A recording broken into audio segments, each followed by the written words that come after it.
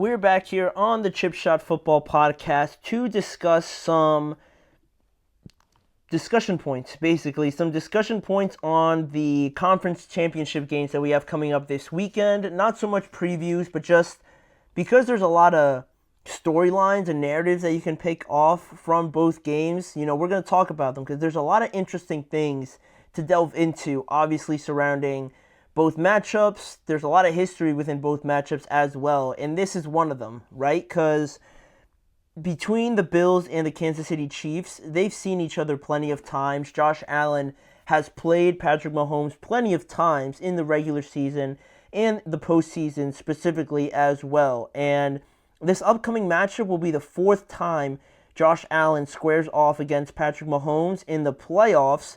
But like most know, it's been very one-sided. Very one-sided. Only one side, if anything, up until this moment. Allen is 0-3 in the postseason against Patrick. The AFC Championship game in 2021 and the AFC Divisional Round game last year, both times were played in Kansas City. And last year actually wasn't, right? The Divisional Round over the last few years, and in 2021, the AFC Championship game, both of those were played in Kansas City, but last year it was actually in Buffalo, and still, really no difference. The Chiefs won all of them, but there was definitely some close moments in those games, right? You think immediately to the overtime game where Josh Allen doesn't even get an opportunity to try and tie the game or try and win it because they lose the coin toss, and obviously Patrick goes down and scores a touchdown after, the Bills took the lead with 13 seconds left.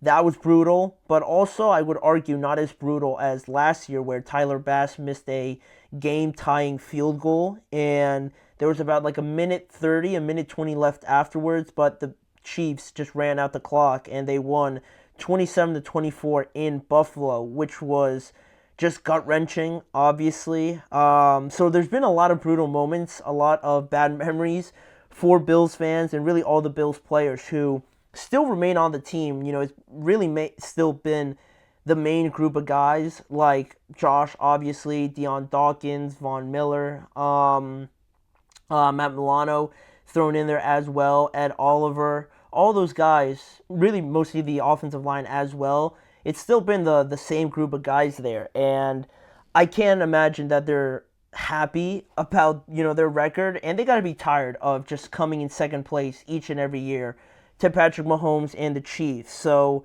now it's 2025, and we got another opportunity to see both of these teams. And Josh is having another MVP caliber year. His supporting staff and the guys around him just in general are different to the previous times these two teams have met, and it feels like there's more quantity over like one or two very high quality pieces. It feels like there's more quantity, the quality's more spread out this year more than ever, and a lot of people didn't pick them at all to start the year, me being one of them, to really do anything this year. We thought there would be a step back. We thought Josh would really struggle to kind of carry this team just all on its own, because we've just seen him have a great relationship and a great, productive relationship with Stephon Diggs all up until, the last year, I guess. But we never really saw Josh in this situation where it was just all about him. And now this year, he has shown us that maturity, that growth, a lot more emphasis on ball security, and just not beating yourselves, right? That was one of the toughest things for him to overcome and this team, right? Because a lot of the times when we talk about the Chiefs, right, it's always you got to play perfect. All the winning recipes are in the details. You got to win the big moments. And again, you can't just beat yourself, right? Because the Chiefs are almost going to be pretty close to perfect. And not that you also have to be, but just don't get in your own way. Don't have self-inflicting wounds. And keep it as close as possible. And just be okay with taking body shots, right? As a boxing reference, right? Taking body shots, but also dishing some out as well. And I think that's been the biggest difference this year, right? Where in the past you had Gabe Davis, you had Stephon Diggs, and back to the boxing reference, there was a lot of haymakers being thrown. There was a lot of big swings, a lot of misses, but also some that landed, but still you weren't able to completely finish the job, right? It always went to the scorer's card, right? It always went to a decision, and the Bills had never won that decision. And up until this year now, I feel like it's a lot more of body shots. It's a lot more of a calculated approach, right? This upcoming matchup, I feel like it's going to be very methodical, very thought out. Two teams that know each other so well and that are perfectly fine with not taking too many risks, taking calculated risks and measures, and really trying to influence this game as much as possible, really through a lot of the same ways with their running games, with the spread wealth of a Noah Gray or Xavier Worthy, Travis Kelce, obviously, Hollywood Brown coming back. And then on the other side, you got Khalil Shakir, Amari Cooper, Dalton Kincaid, Dawson Knox, three running backs. I'd even mention, Pacheco and Kareem Hunt as well.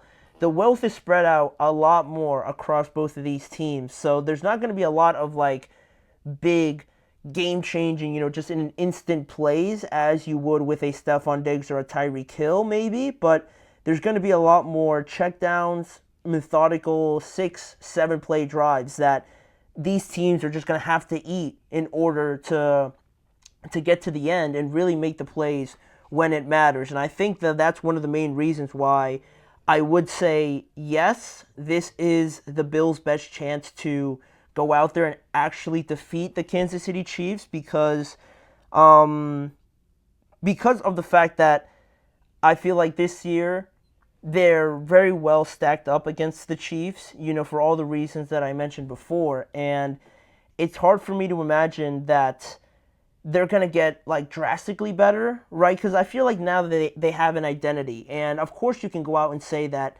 they could go out and get like a stud receiver if they wanted to. But I think what they value now more than ever is what they feel comfortable playing in their identity, right? This identity that Joe Brady has built with a lot of heavy personnel, a lot of 6 offensive lineman formations and running the ball, not having Josh throw for 3 touchdowns and 400 yards, but it's okay to throw 180 and throw 1 touchdown and run it in with James and Ray Davis and Ty Johnson, right? That's really the kind of identity that they've approached, and I think they've done it with the mindset of obviously getting past Kansas City, because the way they're playing is time of possession, limiting turnovers. They've not lost the turnover battle all year, and just again not getting in the way of their own way, getting in the way of their own path, basically, right? They want to keep the ball,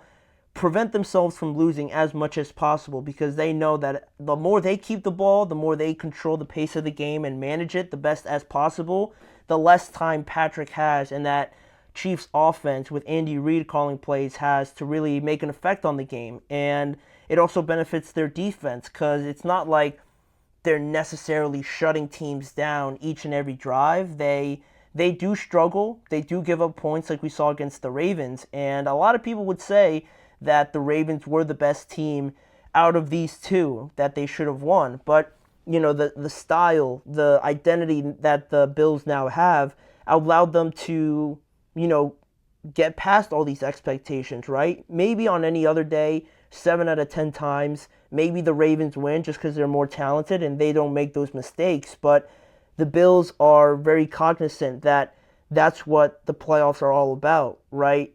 Valuing the ball, limiting turnovers, and keeping the ball in your possession as much as possible.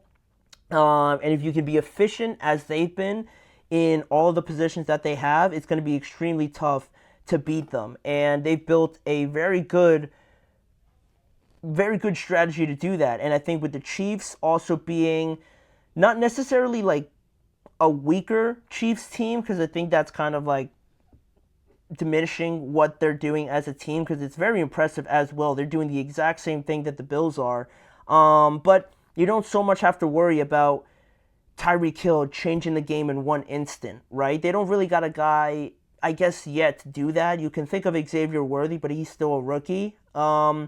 they don't have that big playability just in the change and at the drop of a dime, right? Both of these teams are very slow, very controlling of the pace of the game. So with it being so heavily stacked up, and I just think it's time for the Bills also to kind of get over this hump. I think this is their best opportunity to get one up over Patrick Mahomes. And they already beat him once this year, albeit in Buffalo. It's going to be a lot different in Kansas City. But in that game, they won the turnover battle. They did a good job of working, like I mentioned, the short routes, the intermediate routes, and just being okay with that, right? It's okay just converting first down after first down after first down because it just tires the other defense out.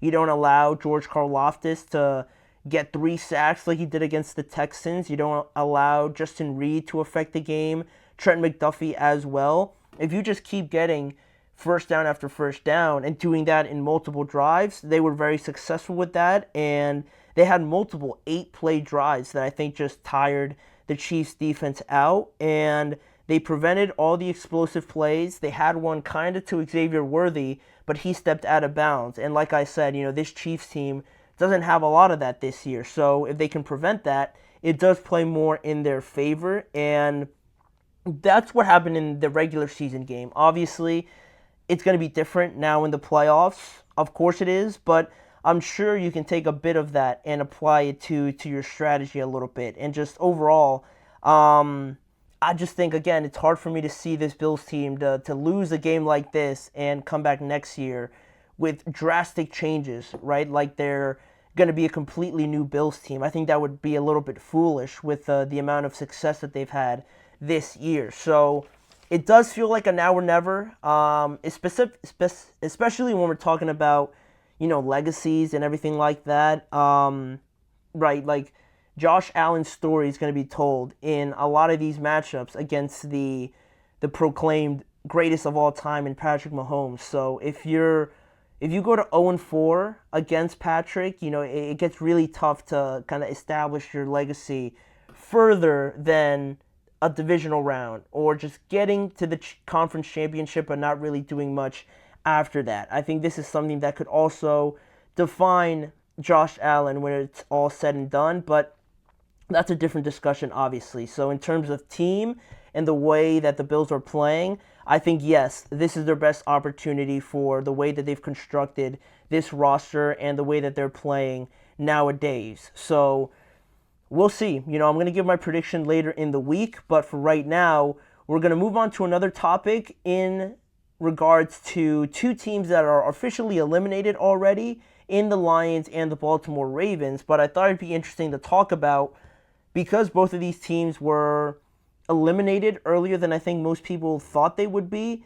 I thought it'd be interesting to talk about which team has a harder path of returning to this point going further into the future, right? Are the Ravens going to have a tougher time not only coming back to this point, but going further, or are the Lions going to have a tougher time maneuvering through that very competitive NFC? We're going to answer that question after this break.